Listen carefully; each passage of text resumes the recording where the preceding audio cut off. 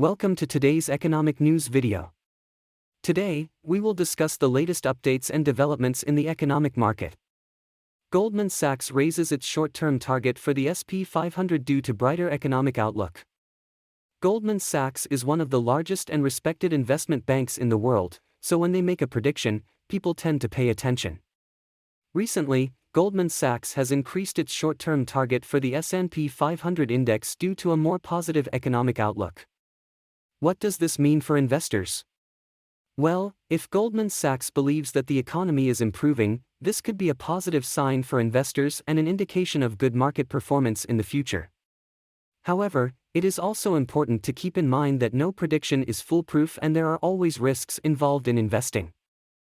Additionally, Goldman Sachs also mentions possible challenges that could negatively impact the market, such as inflation and other economic factors. Therefore, it is important for investors to continue their own research and evaluate their own risks before making any investment decisions. U.S. Federal Reserve implements its first interest rate hike of the year. The Federal Reserve of the United States has increased interest rates by 0.25 percentage point. This is the 8th interest rate increase since the Federal Reserve began normalizing its monetary policies. Why has the Federal Reserve increased interest rates? The Federal Reserve aims to control inflation and maintain a stable economy. By increasing interest rates, the Federal Reserve seeks to slow down the economy and prevent inflation from skyrocketing. However, it is important to keep in mind that interest rate increases can also have a negative impact on the economy. For example, interest rate increases can increase the cost of mortgages and other loans, which may discourage some consumers from spending. Russia's budget deficit reaches highs since 1998. Russia has reported its largest budget deficit in the first month of the year since at least 1998. The fall in tax revenues from oil and gas, which have plummeted by 46%, has been the main reason for this deficit. This news is a reminder of Russia's dependence on its oil revenues and its vulnerability to fluctuations in the oil market. The fall in oil prices and the decrease in demand due to the global pandemic have had a significant impact on Russia's economy. The Russian government is working to diversify its economy and reduce its dependence on oil, but this is a long-term process and requires significant time and resources. In the short term, the budget deficit and Russia's economic situation will probably continue to be challenging. Jerome Powell, Federal Reserve Chair, highlights that there is still work to be done.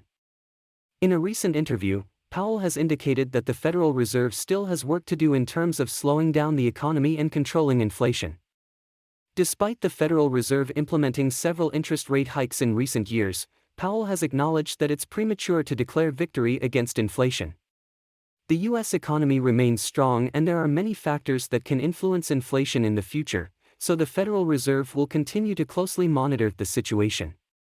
Powell's statements are a clear sign that the Federal Reserve is committed to maintaining a balance between a strong economy and controlled inflation.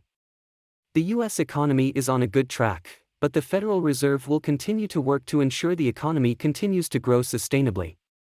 Federal Reserve Chairman states that sufficient progress has not been made in the fight against inflation.